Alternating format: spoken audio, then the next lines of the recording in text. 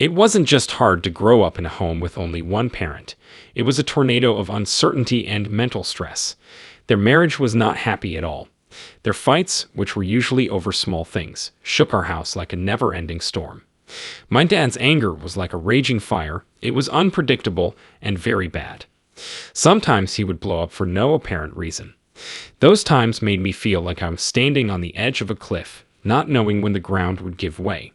Fear followed them around all the time, always waiting in the dark. Then everything changed one day. In one of his uncontrolled fits, my dad hurt someone very badly.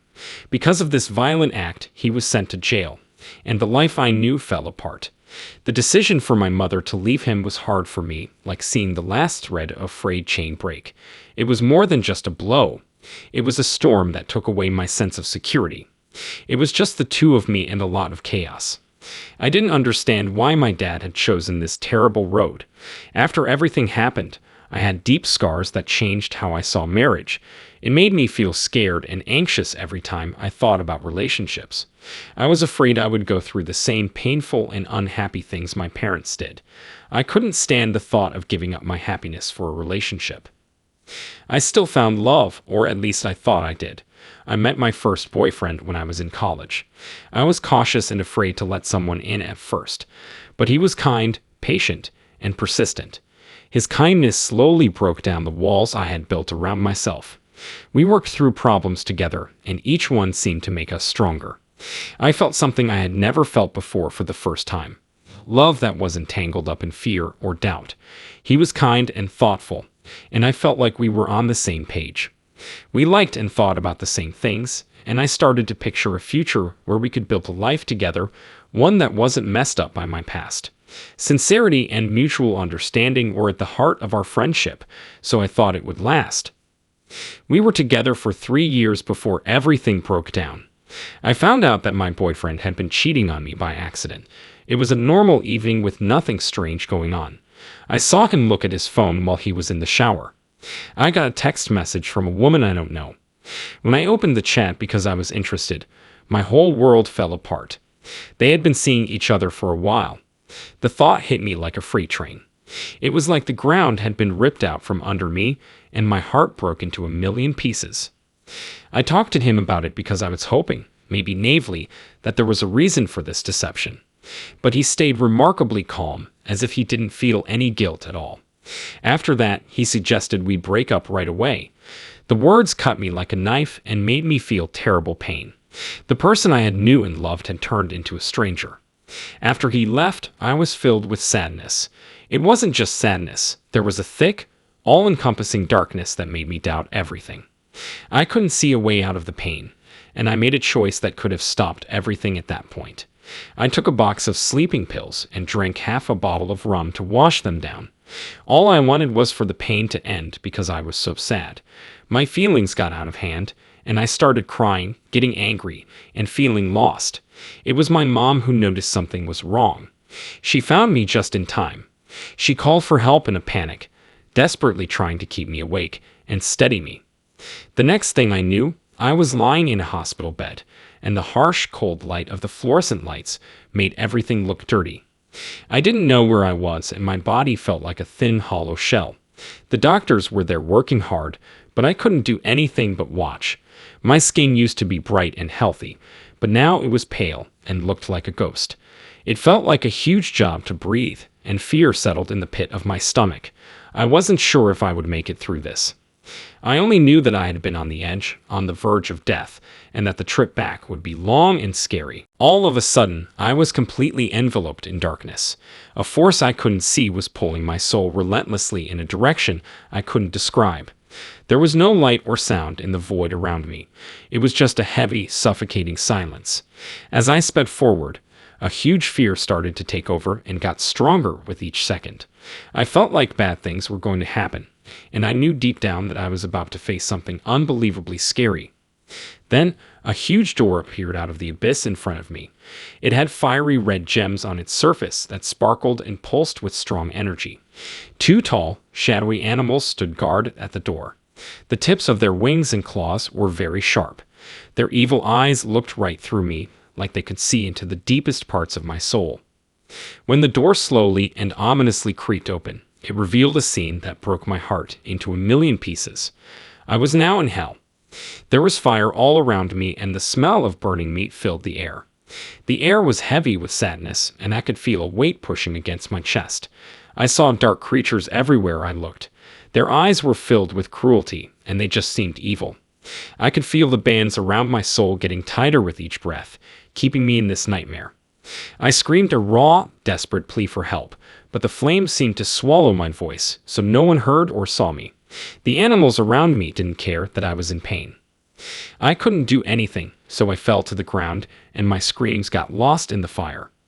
I was hit by waves of despair over and over again. I couldn't get away, no matter where I looked or how hard I tried. From the dark, it felt like a million hands were clawing at me and pulling me deeper into the abyss. In the dim, shifting light, I caught glimpses of twisted figures writhing in pain, their bodies twisted and horrifying. They could not breathe because the smell of death was so strong and thick. This place was a living nightmare, a scene of unending suffering and pain. I saw souls being whipped and burned alive, and I could hear their screams of pain resonating through the flames. My pain and theirs together were unbearable. There was a small spark of hope inside me, even though my soul felt like it was falling apart at the seams. I wasn't ready to give up. I cried out to God with all the strength I had left. It was a last-ditch effort, my only hope in this lonely place. Then, as I cried out, a blue light flashed through the darkness. From the sky came a pillar of bright light that cut through the fire and the darkness. Voice in the light told me, "It's okay, I will save you." It was soft but strong. An angel showed up, and their presence healed my hurt soul. They quickly said, "We don't have much time. We must go quickly." The angel led me into the pillar of light. As we rose, the feeling was both strange and comfortable. I closed my eyes to calm down because the light was too bright. I was interested, though, so I opened my eyes every so often to see what the trip looked like. I could see a huge stairs going up into the sky through the brightness. As he climbed those steps, an old man holding a cat took slow, steady steps. A gate shone at the top of the stairs. It was Heaven's Gate. Many people stood in front of it, and their faces were filled with happiness and peace. There was nothing but pure happiness in their eyes, and they were dressed in white, looking forward to the moment when they could pass through the gates and join the eternal world. I watched as they blessed each other and hugged each other. This was my house. Deep down, I knew it. Hope rushed through me for the first time since I got to that dark place. I so badly wanted to be with my loved ones who had died again and feel their warmth. But the angel stopped me just as I was about to move forward. "Not yet," they said in a low voice. "Your time has not come." Instead, they took me to a beautiful lake whose water was so clear it could reflect the sun. On the middle of the lake, there was a small island with tall, beautiful trees. Along the water, wildflowers bloomed, and the breeze brought the light scent of them. There were a few chairs under the trees that looked very peaceful. This place had a different, calmer air. The fear and chaos that had been affecting me before went away, and I felt a deep peace take over. I saw him there on the island, a man in a robe who was both strong and gentle. His face looked wise and kind, and he looked to be in his 40s. On the other side of him stood an angel with wings. The angel's eyes were kind. At that point, I knew who the man was. It was Christ. I felt lighter when I stood in front of him after everything I had been through. When he was there, the darkness, the chains, and the fear all went away. Oh, I was saved from more than just hell. I was saved from the hopelessness that was almost killing me. "Why are you here?" The angel asked me with eyes that seemed to go straight through my soul. I didn't mean to answer that question. It caught me off guard. I told them I didn't believe in fairness in the world, that life had become too hard to bear, and that I didn't want to be there anymore. "Who told you that this world is fair?" The angel asked in a calm but strong voice. "Every person picks their own way. You still have time left. You need to go back." I couldn't agree with that. I said no, I didn't want to leave this place because it made me feel so peaceful. I wished I could stay. When I looked up at Jesus, his eyes were filled with so much love and kindness that they almost made me cry. "I understand your pain and heart ache," he said in a soft voice. "You can't stay, though. Your job isn't done yet, and your time hasn't come. You need to go back. His words were like a healing balm that made me feel better. But even though I agreed to go back, worry kept eating away at me. I said, I'll go back, but I don't know how to face the person who hurt me. I have no idea what to do. Jesus smiled, and that smile had all the knowledge in the world in it. You need to learn how to love and forgive. No one is perfect, and we all need to be able to forgive others when they do something wrong. It won't be easy, but we need to do it. Get help and direction along the way. He then told me about heaven, a safe place for souls where love and safety are the most important things. Each person has a place in that world based on their life on earth. In his speech, he talked about the holy deal he made with God, which was the reason for everything. Even though it would be hard, Jesus was meant to carry out this divine task because God knew he could lead people to that higher goal. I could feel a knot getting tighter in my chest. I don't want to go back because I know it will hurt and be hard. I don't want to do it. You should keep me safe from that pain, I begged, feeling like a little kid who needs comfort badly. Jesus' answer was deep and kind at the same time. I can't cause other people pain. My job is to help people who are hurt get better. Do you understand why I saved you from hell?